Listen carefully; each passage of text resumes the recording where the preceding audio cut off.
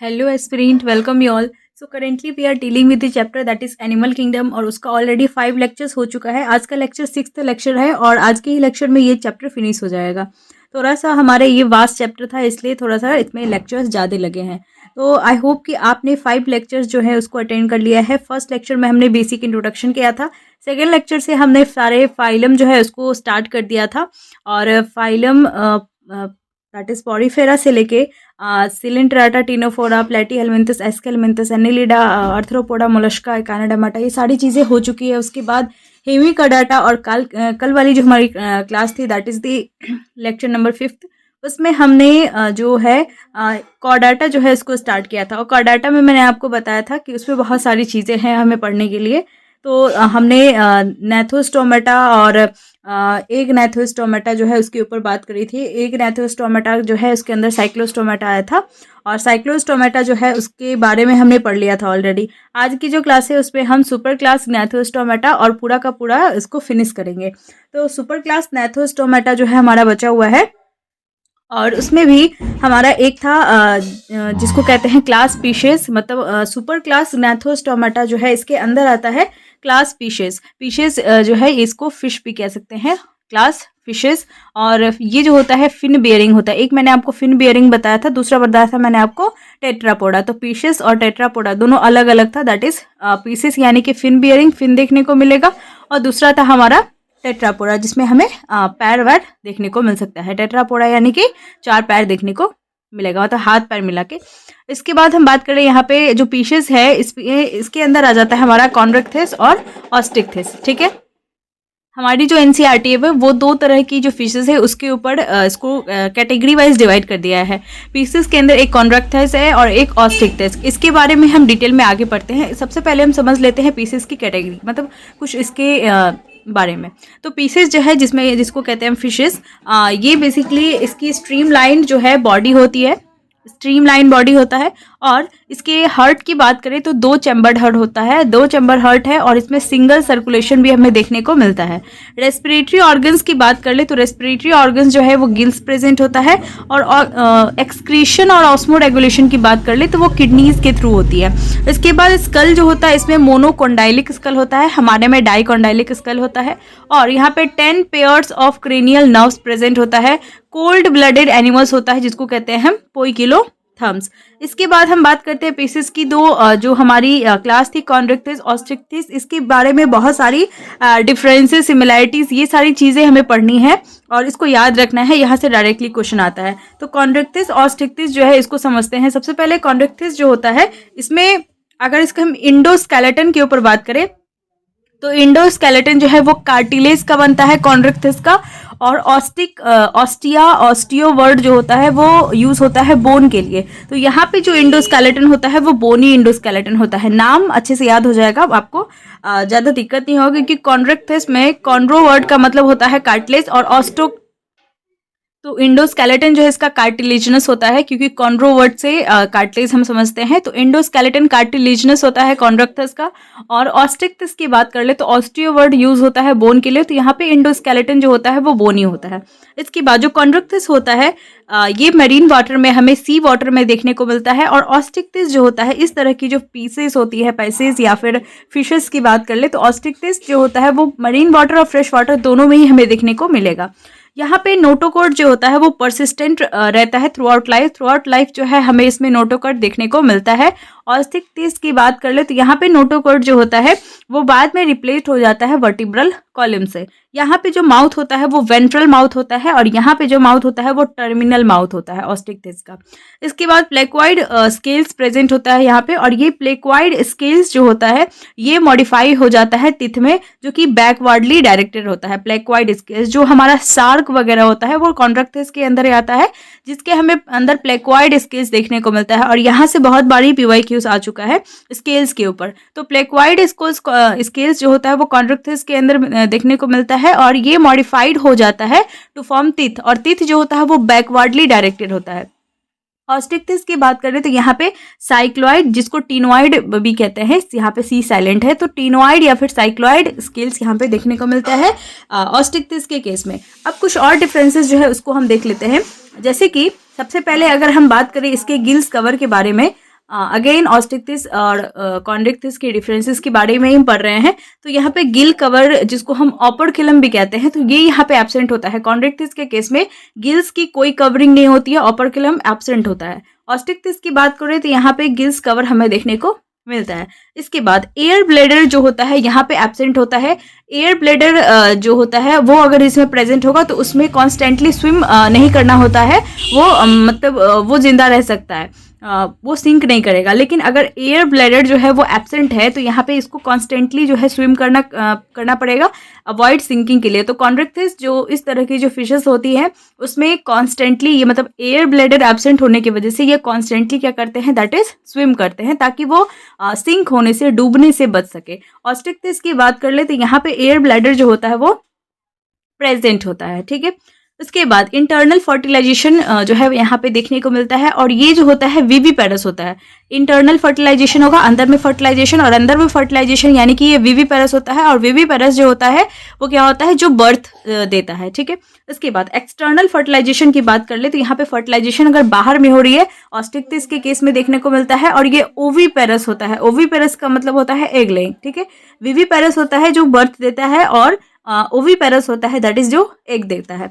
इसके बाद इसमें सेक्सेस जो होता है वो सेपरेट होता है। कॉन्ड्रिक्टिस की बात करें, और कॉन्ड्रिक्टिस में ही एक और चीज याद रखिए कि जो मेल्स होता है वो बियर करता है क्लास्पर। क्लास्पर एक तरह का कॉपुलेटरी ऑर्गन्स होता है जो कि उसकी पेल्विक फिन्स में प्रेजेंट होती है। तो मेल बियर क्लास्पर्स यानी कि copulatory organs in pelvic fins.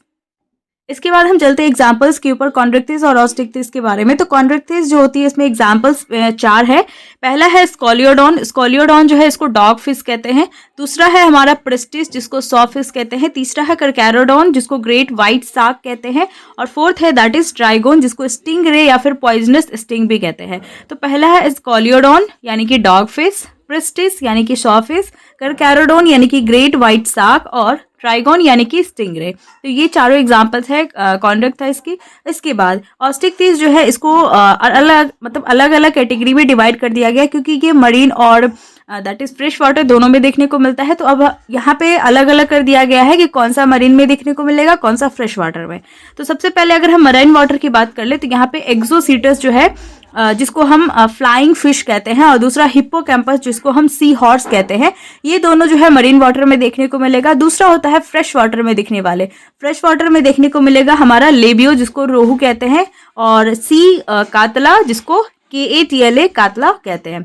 इसके बाद क्लेडियाज जो है इसको कहते हैं हम मागर। इसके बाद जो एक्वेरियम में देखने को फिश मिलता है, ऑस्टिक्टिस मिलता है, वो होता है बेटा। बेटा जिसको कहते हैं फाइटिंग फिश, और दूसरा होता है टेरोफाइलम जिसको एंजल फिश कहते हैं। एग्जाम्पल्स सबका याद होना चाहिए हमें। एक्वेरियम में बेटा यानी कि fighting fish, Pterophyllum angel fish. अब जो है हमारा पीसेस हो चुका है। अब इसके अंदर हमारा जो टेट्रापोडा वाला क्लास था, अब टेट्रापोडा जो है उसको हम स्टार्ट करते हैं। टेट्रापोडा जो है इसके अंदर बेसिक सी जो है हमारी डिफरेंसेस और सिमिलैरिटीज़ की बात कर रहे हैं, वही हमें याद रखनी है इसमें। तो हम इस सबको एक ही साथ पढ़ लेते हैं।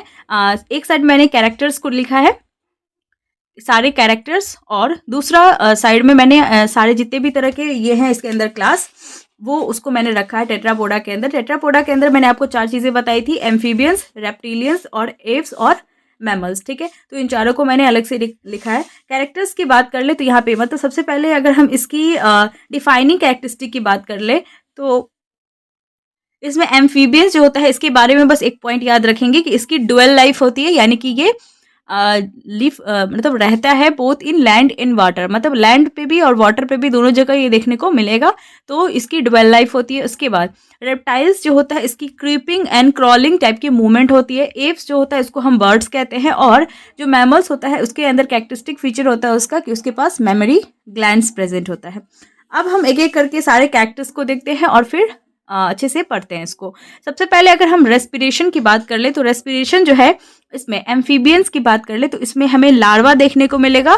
लार्वा के अंदर जो है हमें गिल्स देखने को मिलता है। और एडल्ट के केस की बात कर ले तो इसमें स्किन से भी होता है, लंग्स से भी और बक्कोफेरेंजियल कैविटी। मैंने आपको तीनों बताया था जब मैं आपको फ्रॉग पढ़ा रही थी। तो फ्रॉग के टाइम में मैंने आपको बताया था कि स्किन, लंग्स और बक्कोफेरेंजियल कैविटी तीनों से होता है, और उसका जो लार्वा होगा वो गिल्स के थ्रू उसमें हमें रेस्पिरेशन देखने को मिलेगा।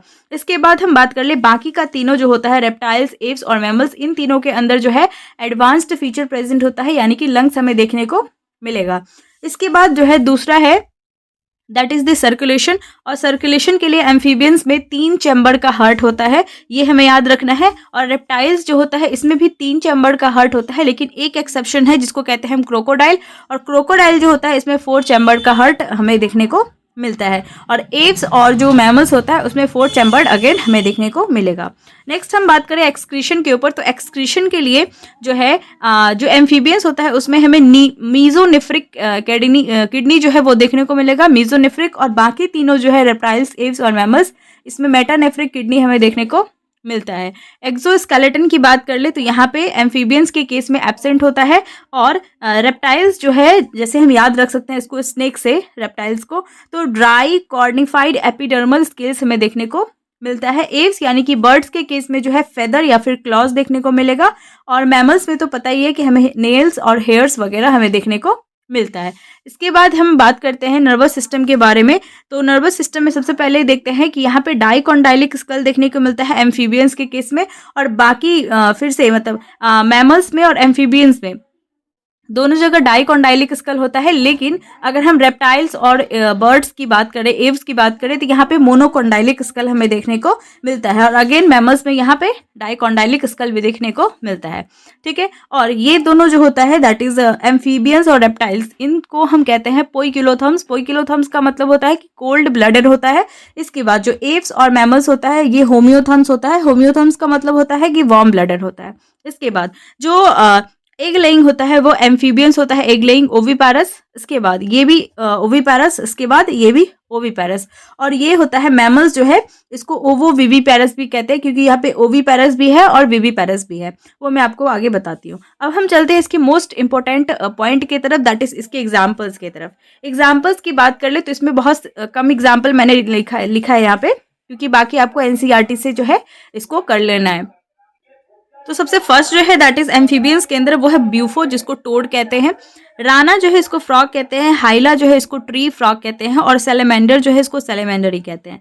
इसके बाद रेप्टाइल्स की बात कर ले तो इसमें आता है चिलोन, जिसको टर्टल कहते हैं। टेस्ट्यूडो यानी कि टॉर्टॉइस, कैमेलियन यानी कि ट्री लिजार्ड, और कैलोटीज यानी कि गार्डन लिजार्ड। ठीक है, इसके बाद यहाँ पे और स्नेक वगैरह भी इसी के अंदर आता है, रेप्टाइल्स के अंदर नाजा, कोबरा, ये सारी चीज। इसके बाद यहाँ पे एव्स की बात कर ले बर्ड्स की, तो यहाँ पे कॉर्वस, क्रो के लिए कॉर्वस, पीजन के लिए कलम्बा, और पिकक के लिए पावो। और सारे जो है वो आपको याद कर लेना है, that is from the NCERT.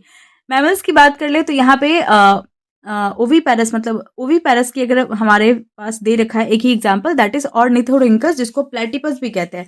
तो ऑर्निथोरिंकस यानी कि प्लेटिपस जो है ये होता है ओविपैरस, यानी कि एक लेइंग होगा। और जो बर्थ देता है उसमें आता है विविपैरस, जिसमें आता है हमारा मैक्रोपस यानी कि कंगारो, टेरोपस यानी कि फ्लाइंग फॉक्स, और बाकी के जितने भी बफेलो वगैरह हो गया, काऊ हो गया, उसके बाद कैट, डॉग्स, मैमल्स, भी ह्यूमंस, ये सारे जो होता है ये इसके अंदर मैमल्स के अंदर आता है। तो ये थी यहाँ तक की पूरी chapter that is animal kingdom की। इसके बाद जो है हमारी स्टार्ट होगी दैट इज बायोमोलिक्यूल्स वाला चैप्टर, और वो चैप्टर भी हमारा फिनिश हो जाएगा 3 से 4 लेक्चर्स में।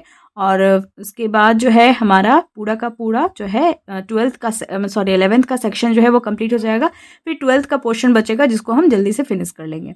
और आई होप कि आपको जो है लेक्चर समझ में आया होगा। और आप जो है हैंड रिटन नोट्स अगर आपको चाहिए तो आप इंस्टाग्राम, टेलीग्राम कहीं पे भी जुड़ जाइए, आपको मिल जाएगा। और तब तक के लिए stay tune, stay healthy and thank you.